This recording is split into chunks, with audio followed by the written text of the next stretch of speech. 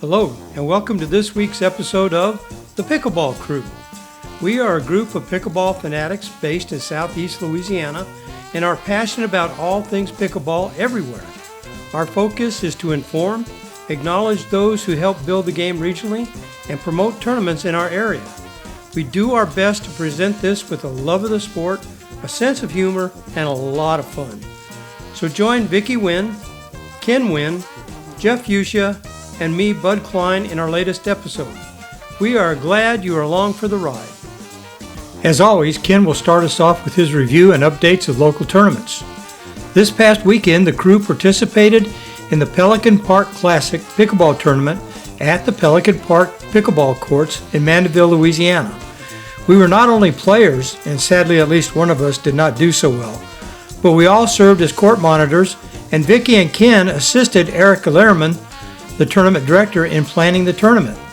The crew took away a lot of information and made note of things that went well and areas with room for improvement. Jeff shares another one of his Burrs Under My Saddle, and I think we all agree it pertains to a lot of us. Finally, Vicki will share a few of her shout-outs. This should be a really interesting episode, so stay with us till the end. Hey everybody, it's Bud here, and welcome to another episode of the Pickleball Crew. As always, we're going to start off with Ken and a review of area tournaments. Great, thanks, Bud. We're going to jump to October. October 6th through 8th is the Fall Fling 2023 in St. Francisville, Louisiana. I just spoke to David. He has a couple of spots still open. You don't have to get a team together if you want to play. Please contact him. Because he's got some partners that need partners just to kind of complete it. And you can email him. We'll put the email address down. It's wfpball@gmail.com. If you want to get in, it's $80, and that gets you 3 events, gender doubles, mixed, and singles. It's going to be a great tournament. We're going to try to get out there ourselves to support it. These are good people, and the money is the proceeds are going to 2 charities. So they're doing a great thing. That's October 6th through 8th. The next weekend, October 14th, 15th, is the Fall Brawl in Vicksburg. That is full. 2 weeks later, October 27th through 29th, is the Hollow Wheel in Baton Rouge. That is also full, but if you're in the area and want to see some good pickleball, come on out and hang out. There's going to be some silent auctions, as well as a lot of food and a lot of fun. Going to November, the first weekend in November is the Louisiana State Games. This is in Monroe, Louisiana. You can go to pickleballbrackets.com and register.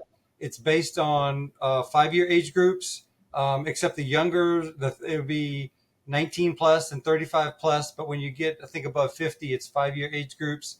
There's both gender doubles and mixed doubles. And the medalist from the Louisiana State Games will go on to Nationals in San Diego, California in 2024. The same weekend is the Louisiana Senior Games. We're going to put a URL at the bottom of the screen. It's in Greenwood in Baton Rouge or Baker, Louisiana. So we'll put a URL on how to register for that tournament as well. The same weekend in New Orleans is the Raphael Village Tournament. This is the 9th annual tennis and pickleball fundraiser be held at City Park Tennis Center. They actually took one of the courts, I think it was the main court, championship court, and they turned it into 4 pickleball courts. I'm sure they'll have additional courts lined and marked with temporary nets, but this should be a good time both for as a tennis player and a pickleball player to help raise money for Raphael Village. We'll put the URL at the bottom of the screen. On the URL, you can not only donate, but you can register for the tournament. And there'll be a patron party on October 2nd at the Exchange in New Orleans. So that should be a lot of fun. The following week, November 11th and 12th, is the Tom Burkhart Magnolia Classic. This will be at W.O. Lott Park in Daphne, Alabama. It's $50 per person, and that gets you 2 events, gender doubles and mixed doubles.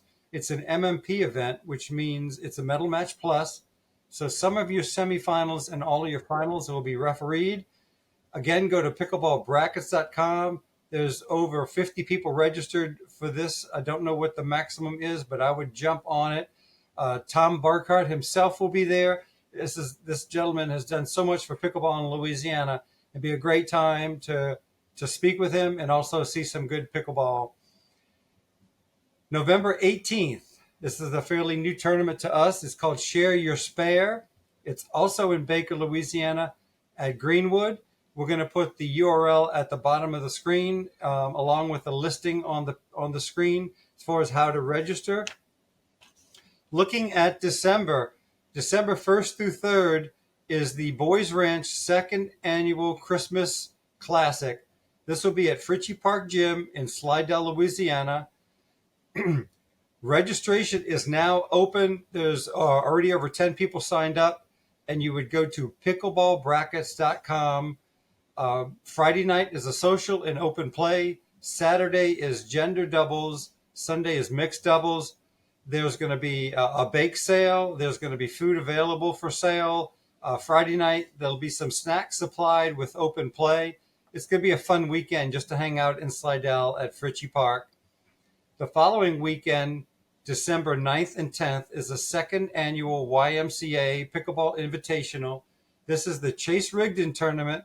Again, you go to pickleballbrackets.com. It's a sanctioned tournament. It's in Zachary, Louisiana at the Americana YMCA. Registration is open. I wouldn't wait too long. They put on a great event with the help of Magnolia Classic and Chase Rigdon. So don't wait on this one. It's a great time, great weekend to spend in Zachary. The following weekend, December 15th through the 17th, is the Pickle Jazz Pickleball Tournament. Again, back at Greenwood in Baker, Louisiana. This is $35 for two events. Get you into gender doubles as well as mixed doubles. It's a long URL, so we're going to stick it at the bottom of the screen here. But that sounds like that's a fun time. If you haven't played at Greenwood, it's a great place to play. They took over, 5 tennis courts, and created 10 pickleball courts. So it's, or is it 12? I forget now. But it's a great time. It's a great facility. And it's just, these are well-run events. So as far as the tournament update, Bud, that's all we have for now. That takes us through the end of the year. So back to you. All right, Ken, thanks for that update. A lot of good tournaments going on, so everybody get registered and get out there and play some pickleball. And now all four of us this past weekend were involved, got to play in a tournament at Pelican Park, and we just wanted to take a little bit of time and talk a little bit about it. And Ken's going to start us off. I got to tell you, this was the weather for the most part cooperated. Pelican Park, 8 outdoor courts opened in the fall of 2019, and they've been holding pickleball tournaments out there starting in late 2020. And this was probably, as far as the number of participants, this was the most participants they had. And it really turned out to be great weather and a fun weekend. But we really want to look at, as a group here, since we all four played in it, we all four help volunteer in different ways. And so we just want to talk as a group on, let's first talk, and whoever wants to start off, what do we thought, what well for this tournament? What was some of the better things that we saw that would bring us back as a player? Well, I like the way the brackets were set up. A lot of people I heard weren't too happy that they had to play with younger players, but that didn't bother me. I was more interested in playing with people who were on my level of play, which to me, unless you got somebody really young and really fast, I would rather play with people equal ability than play by age. So that's the one thing I liked about it. But I'll tell you, that's probably, not only do we have the most amount of people in this tournament from a success standpoint, but I think it's the tournament that's most successfully been divided by ability at the park. I think the brackets were done very well, and Ken and I both volunteered to help her out, but she had done a tremendous amount of work researching everyone's scores, even though they might have entered them between ages and scores and, and we quizzed her on a few things. She even knew she could go back and look and say, well, they played in this tournament and this is how they did. She did a tremendous amount of homework trying to get everybody divided in the correct bracket. So. Yeah, I was happy with my bracket. She looked for duper ratings, and when she couldn't find them, the software that she has, she could enter the name, search on any previous tournament, see what level they played, see who they played against, see if that competition is in this tournament. And she really created the initial set of pools and spent a lot of time and did a good job.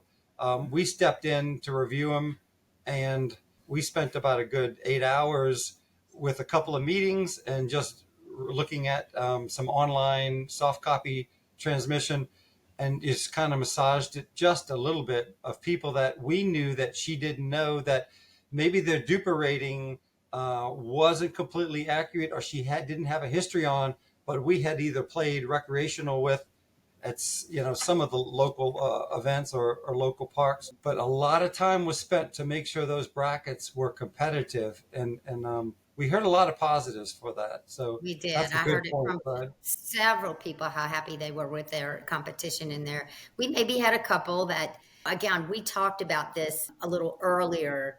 In some cases, so if you're trying to not have those pools be 8 people, you want to try to keep as many 6s or 7s or 5, 6, and 7s or whatever else to keep the tournament flowing. When you're over 200 participants, you want to do the best job you can to keep everybody where they belong, and you can't just rely on those duper scores. As we saw, some people maybe hadn't participated in a tournament in a year, and we've seen out at the park how they've progressed and can go back and look at it. So with our support in the back end, I think it was even more helpful because we were able to move some people that we knew could really handle a tougher bracket. And so I think there really, might have been 2 brackets or something where people just sort of swept away with their matches. But otherwise, we were hearing a lot of tight scores and a lot of tight matches. So, Vicki, that's a good point, because my duper rating now, a year ago I was a 3.9. Now I'm a 2.9. And it's because I think I just haven't played that much. right. And if you don't play, your rating goes down. So if she'd have gone just by my duper rating, I probably would have been put in a bracket that, I don't want to say I dominate, but I don't know how competitive it would have been for me. Right. But the first thing that you said is important for people to realize too. 200 people, that's a lot for a Pelican Park tournament in our area, but it's not a lot of people when you're trying to get skill level matched up with age groups. Think about it. If you had 1,000 people in a tournament, you could probably get a pool of 55 plus, 60 plus in each of the each of the skill levels. But with this, you pretty much just have to look at skill level and try to figure that out. And then you may have an older guy in there with younger people or whatever. I played in the upper bracket, and there was a mixture of people my age, but there was some young kids. Yeah. But I think the skill levels were all the same, and it was very competitive. So I think them Pelican Park and y'all, Ken and Vicki, along with helping them, I think y'all did a really good job of getting that leveled out, as far as I could tell. Well, Erika really worked so hard to take the first couple of cuts at it, and I think she did a really good job.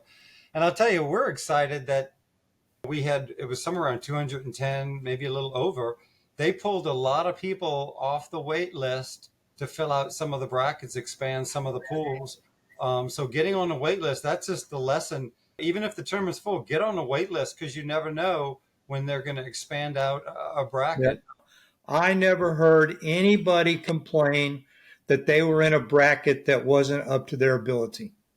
I don't know if Vicki or Ken, if you heard anything, but I didn't hear anybody complain about that at all. Just one. I take it back. I did have one. Just one. Well, that's for 200 people. That's not bad.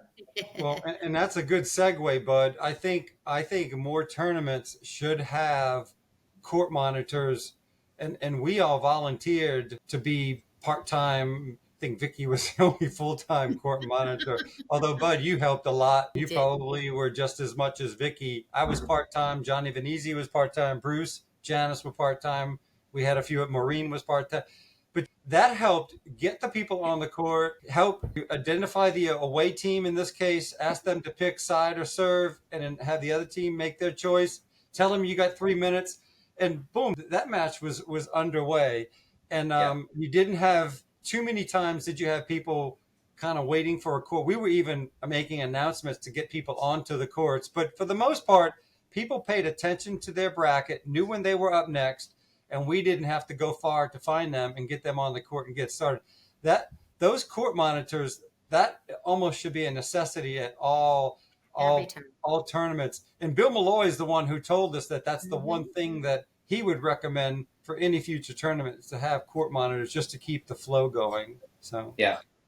Well, Ken, you made a good point, and it may segue into another area. I think tournaments should stay away from trying to schedule individual games. I think they ought to just be listed in the order to be played, and everybody at the beginning of the day understands that you have to stay on top of where your bracket is and when you're due to play. I know on 2 occasions, I had a couple who told me that they weren't scheduled to play until a half hour later than what I told them they needed to play. And their response to me was, nobody told us. That's definitely falls under the opportunities for improvement.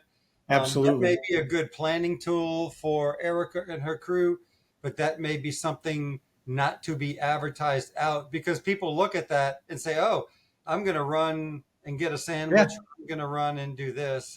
And that happened. That's a great point, Bud. That's a great point. One other thing that I'll say is that we really did a good job at accommodating. We had at least 3 pools that had people who were a half an hour late to an hour minute late. And we were able to switch those games up so that they did not have to forfeit, and that we could try to get them in, get their matches in as they arrived. And so I know that they were really appreciative of that. With having court monitors close by, that's something that you can do, and you can monitor how it's going, and then make sure that you're not putting somebody 3 games in a row and that sort of thing. So it does make a huge difference when you've got hands-on to answer those questions, remind people of the time frame that they're on, and make those accommodations when you can. I'll tell you another thing on the positives, that Pelican Park took the time Thursday morning, pressure wash all the courts and make sure they're all new. They replaced several net straps and just did a good job kind of preparing the courts for all the guests that were coming for the weekend. So give them kudos for taking the time to do that. All the extras, the van coming to do screenings. You had screenings, great goodie bag. I mean, it has such wonderful things in it. They did a great job on the goodie bag. This was the best goodie bag that my experience is that they've ever put together. And it's just another little intangible or tangible that kind of makes the tournament. And I thought that food truck had excellent food. The jambalaya was a little spicy, but I thought it was a good value, and it was made fresh, and I was glad to have a food truck there to run out and get something to eat, rather than taking a half hour to run to a fast food store in the area. Well, we're covering a lot of good things, Ken, but for what I think one of our purposes here, I think, is to be transparent. Was there some negatives that you came across that anybody saw? Well, we already brought one up, actually showing times. It's one thing to have a stack of matches in order with the matches numbered, but having times next to the matches, that kind of, because I think she over allocated, just to make sure that everyone did have enough time. She'd almost rather people finish early than be held later, I think was the thought there. But that also showing the times might have given somebody a false sense of how much more time they had before their next match. So that's something that we'll definitely pass along when given the opportunity. And Anything else that you guys can think of? Well, I know in my pool, one team was scheduled to play 3 games in a row at the very end of the day. And I think they just a little bit more time should be taken to make sure that that doesn't happen and spread it out a little bit. I don't know how it did, but Yeah, that one, Bud, got past us. And again, I felt badly about that one because I had way more time on Saturday to go through, believe it or not, almost every single court and go through that with everybody and looking at the cards and saying, let's make sure that no one is back to back to back. And let's also make sure that no one is sitting out. And once I discussed it with a lot of those teams, I even had one team come up to me and say, in looking back at it, it looks like I may end up with a 2-hour break. Now, here's the tricky part is that there were some cards on other courts at times. So you kind of had to make sure that their card wasn't on another court and they actually did play in between. So it got a little bit tricky there. And that's another thing I guess I would tweak is that when you do that, we want to make sure, because it's not running by time. So if you think that they're going to be finished and now they're going to know to go to the other court, that's not necessarily going to happen. And that's where your court monitors can come in, having an idea for those court monitors that they may have another card on another court. But going through them on Saturday, we never had that happen. But on Sunday, I didn't have as much time because I was playing, didn't have as much time to go through all those. So when I discovered that, I did try to get games mixed up, but I couldn't avoid that 3 in a row. yeah, that was just, there was nothing you could do. I mean, it was just nothing I could do. Yeah. Sorry, guys, hate to do that, but Yeah. So another kind of negative for me, I like the way they did the staggered start on Saturday. Yeah. But on Sunday, they had everybody come in, and basically in the email it said, hey, you check in at 7:30 and then be prepared to be there from 8 until 3. So we can talk this through and play devil's advocate on both sides, but it put most of the brackets on one court, so you had long waits in between. Now, you got two sides of this. You got some people that are like, man, I need a break in between, especially on a hot summer day, which, it wasn't as hot, but there was still a few people that dealt with some cramping issues on Sunday. But then the flip side of that is, if you try to rush people on, if you got plenty of courts and you're rushing people on and you're putting them on back to back, some people are like, man, need a break. So where is that sweet spot that you need to get? And I don't know, Ken, maybe you can shed a little light on that. I personally, when we go out to rec play, most days you're going from one match to the next, unless once it starts to get really hot, you may sit for 10 minutes and then go play a match. So if I had to push the needle to one side or the other, I would rather play match after match and then raise my hand when it's time to take a break, as opposed to sitting an hour between matches. I think that's too much time. I get a little cold, I get a little stiff, and then warm up is more of getting the body moving than it is, anything else. So that's kind of long for me. I'd rather play 2 matches in a row than take a 30-minute break, then 2 more in a row and take a 30-minute, so I'd rather keep things moving a little more quickly, in my opinion. I think the hope was that they would turn over faster, but we have to remind ourselves too that we did everything we could to make those brackets really competitive. And so they are longer matches. They're tighter matches. A lot of the scores were, Ken, you even had one that was 20-18. So they're longer matches. And I think that makes a difference as well. We need to keep that in mind. Well, Vicki, one of the things I paid attention to, and if you think about it, think about what brackets finished first and what brackets finished last. And the lower level brackets finished first, and then it just kind of went up. And who was the last one out there yesterday in mixed doubles? It was the 4.5. That's how it's. And those matches they go longer.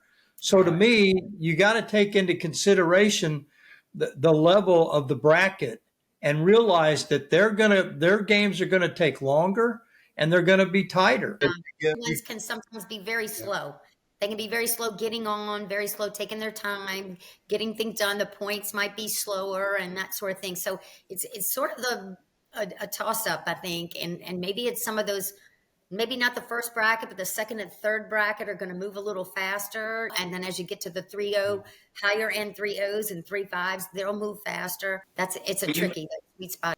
You're thinking just off the cuff. I've never run a tournament, wouldn't have a clue about it, but you might want to allocate 2 courts to the upper level play and then go with 1 court to the lower level play, the lowest level of play. Make sure of doing it like that. When at some point break it off, right? Because you're going to have longer games and higher level play. Yeah, you do. You have longer points. It's you have better defense, and you need to allocate. Like you said, Jeff, the 4 and the 4-5. You may have to allocate double courts for them because they are going to take longer. Right. Or do a staggered start like you did on Saturday. Right. Yeah. It worked really well. It did, but it worked really, really well. Yeah, I think that's probably the first level of solution is to go with a staggered start and give double courts to every bracket and just have your PM teams there and ready to go as soon as those courts start to open up, start to put those brackets on.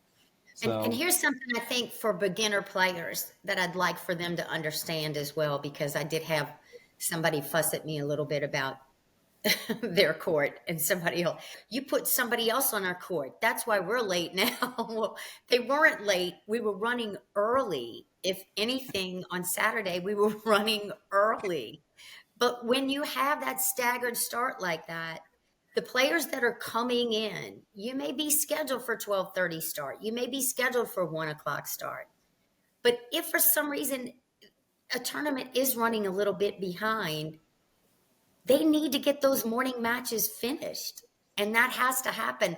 And the fastest way to get those finished is to start taking up some extra courts and getting those matches on and getting them done. Because you may end up having to switch their bracket now to 2 courts, but then you have the ability to do that. So it's not that just because it's designated, this is your court. It's not your court. It is your court. You're assigned to that court to play, but you have to pay attention to whether the court monitors are trying to switch people to your court. The tournament director is switching people to your court. We got to be flexible. Have to be flexible. We've got to get the morning shift done before we can move to the afternoon shift. And to me, I still say the key to that are court monitors. Yeah. Mm-hmm.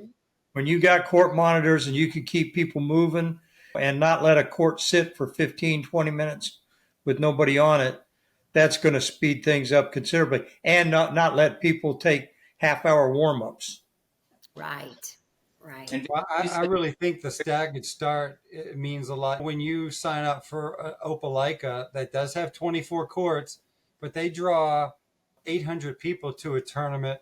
They've got staggered starts, and when your group is starting, if it's 8 a.m., 10:30, 1 o'clock, 3 o'clock, and then your play is pretty much continuous from there with just a little bit of a wait between matches. So I think that's probably something that they hopefully will consider. Yeah, 2 courts per bracket and a staggered start, I think, is the way to go. Well, Vicki, you said something. You said a word a while ago that made me think as a player. You said be flexible. You got to realize, y'all, they're putting on a tournament. They're not putting on a tournament for Jeff Fouché. Really? They're putting on a tournament for 211 people. That's right. Okay. So there's going to be some glitches and some things that happen that might put you on the court too soon, might put you on the court longer than what you wanted to. But I want to be flexible and ready for whatever comes, even though some of it might be aggravating, and not let that. I'm not going to let that bother me. I want to get on the court and focus on my game. Right. And if you let a lot of that little stuff bother you, maybe when you get on the court, you fixing to get bothered a heck of a lot, because they really trying to bother you once you hit the court. So maybe just something for all of us to keep in mind. I think overall, Erika and them put on a good tournament. Of course, it has its problems, but I bet you there's never been a tournament that's been put on that hasn't had some problems of some sort. Right. Yeah. So, yeah. And there was one other issue that happened that was unfortunate, that a bracket, the results from a bracket or pool were called while there was still one match being played. And we're all human. We all make mistakes. As it turned out, and the information that we've received to date is that there was an inadvertent score posted, and Erika thought that that match was for fourth and fifth, but it looked like that match actually was for third. Would have a bearing on third, and it's a lesson learned that you maybe hold off on announcing anything just to double check yourself until a bracket is complete. Completely complete.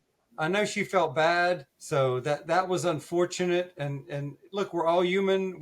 There was nothing that anybody did that tried to sabotage anything. It was just an honest mistake. And for somebody who was at the tournament there for 12, 14 hours both days, not to mention all the time that she spent the weeks leading up to it, I tell you, she overall, like you said, Jeff, she really did a good job with it. So kudos to the folks at Pelican Park. And I really hope that they take our feedback, and anybody else, they'll probably send out a post email, or if you feel the need to contact them and give some feedback, because the tournaments that they've put on have grown over the years in attendance and have become better and better. And we just want to continue for them to grow. And hopefully we'll have another 4 courts here within 12 months. So we'll have a 12 court tournament, and who knows, we may be over 300 people at a Pelican Park tournament in the next 12 to 18 months. So we'll give them all the support we can. I can say this on the WhatsApp, that so far what we've had is that it ran very smoothly, and that people were very happy with it. They thought it was a great tournament. They had a great time.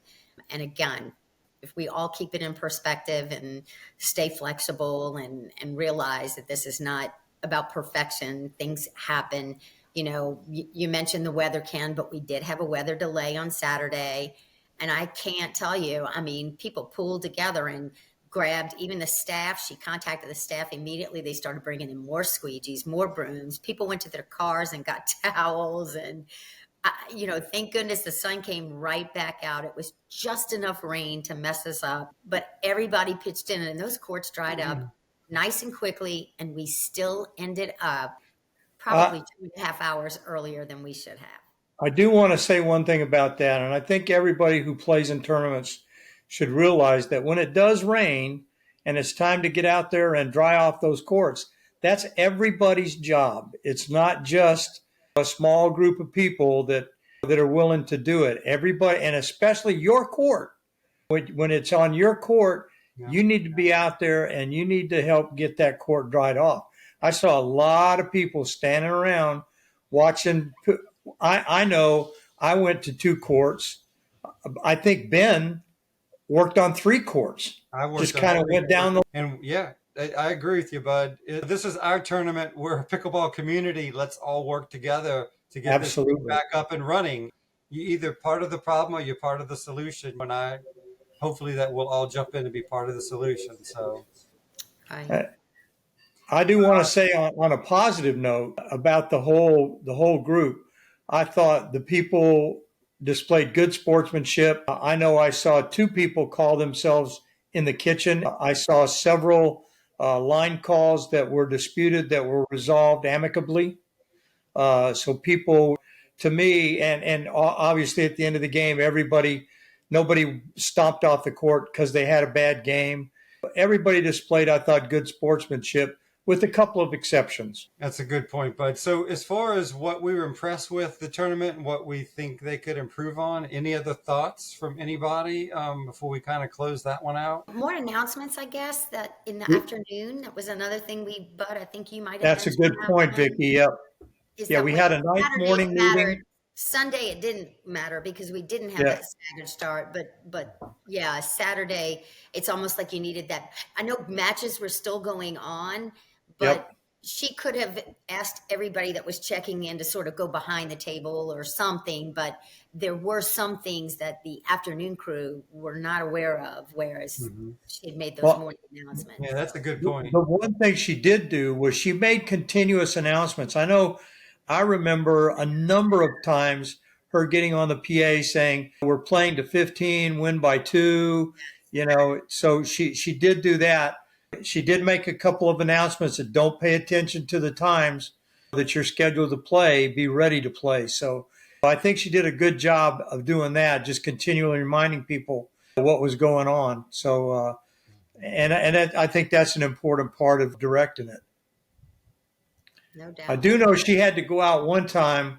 I called her to resolve a rules dispute because I didn't feel like, as a court monitor, I should do that. So the one thing I would suggest to the staff at Pelican Park is that they learn the rules and get those. They don't have to be referees, but they need to understand the rules and or have a rule book there to refer to. Well, and that's the good point that you could have someone like, and we were fortunate. I think it Mhm. was Sunday. We Yeah, had Petra and Keith Veteran there, Keith showed up. and Yep. it's good to have a level 1, level 2 referee on hand to resolve Yep. rules, so that they come with the credentials to be able to speak from authority and speak from knowledge. So Yep. to get people to make the correct decision Oh, we and used Keith, and we actually did use him. Yeah, When he did. They went out and Keith went on the court and settled a dispute. yeah. there were a few kind of moving to just another observation. I think for the most part, line calls were fair and people called them well. We did have people trying to call occasionally a line call from the other side. It's the side the ball bounces on, that's the side that should be calling the lines. And we have to respect each other's calls, but we got to make a call as though we were on the other side of the court, and what would be fair. And I'll tell you, if you use the word "I think" in the statement of it being out, all is in. So, Yeah. and if your partner can't confer one way or another, they're not sure. I say err on the side of giving the point or ending the rally to the advantage of your opponent. This is not MLP or PPA. We're not making a living off of this. We're all a pickleball community, and let's all just do the best job we can with that. So, And this is just a suggestion. If you're a spectator, don't help make line calls. Oh my goodness. we had one incident where that happened, and that's not the place for a spectator to confirm a call. So, I know even when I was wearing the yellow vest and I was standing there watching one group play, there was a question call and somebody looked at me and my response was, "Sorry, I didn't see it." And I did. I did see it. But I don't think spectators should get into that at all. All right, crew, that was a great discussion on the tournament this past weekend. The Pelican Park Classic, we hope it's an annual event. I know it'll get better every year. But now it's time for Jeff's Burr Under My Saddle. You're a burr under my saddle. You're a thorn sticking in my side. All right. The last 2 weeks, I've included myself in Burr Under My Saddle, and I'm once I explain, y'all see that I'm included in this again. There was a few times at the tournament this weekend where we saw players getting very exuberant over a player that's going for a ball or barely they mess it up. There's a lot of times for come on and let's go and that type stuff, but normally it's reserved for when you or your partner hit a good clean shot and you're feeling good about that and nobody on the other side, it's a clean winner. So I guess the burr that I'm getting at is I think it's good etiquette if people will remember that. I saw a couple of incidents on court. I had an incident on my court between me and somebody that I know really well. And we talked about it after, and it was nothing, no ill will or anything like that. But that person said to me, they said, "Well, I've seen you do that before, Jeff." So I've obviously been guilty of it. I want to be mindful of that moving into the future. I don't want to celebrate somebody's mess up or mistake, but I do want to celebrate and be exuberant sometimes with my partner. So just something to keep in mind. That's what this week's Burr Under My Saddle. Got kind of a serious Burr Under My Saddle. Not It's getting, a good one. There are always good burrs under your saddle, Jeff.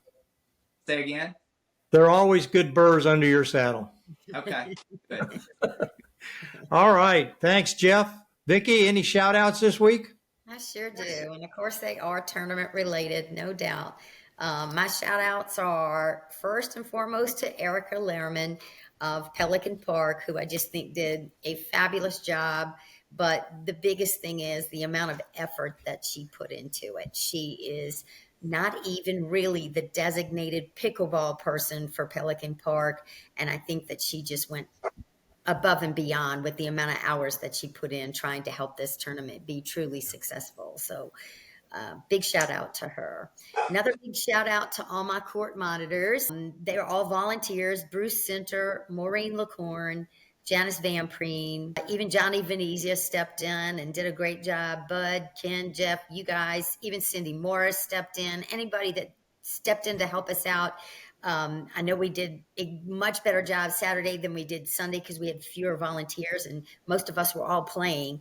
But again, we've had a tremendous number of compliments on the court monitors and how smoothly things went with that. My next shout out is to the crew that helped out, grabbing towels, squeegees, brooms, anything they could to help dry up those courts. Like I said, we finished well before the time that she had allocated and that she thought we'd be finishing.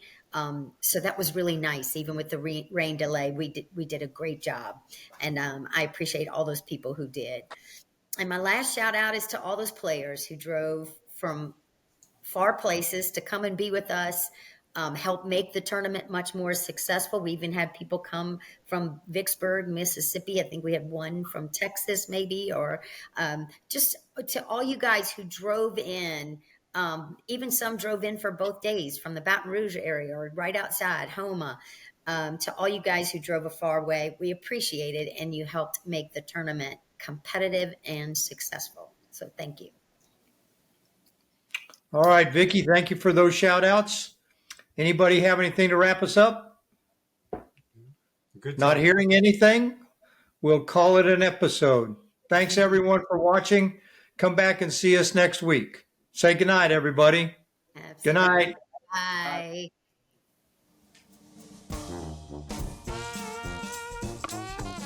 Hey, from the Pickleball crew, thanks for watching, and we'll see you all next week. Be sure to leave any comments and please like and subscribe to our channel. Thanks again and see you next week.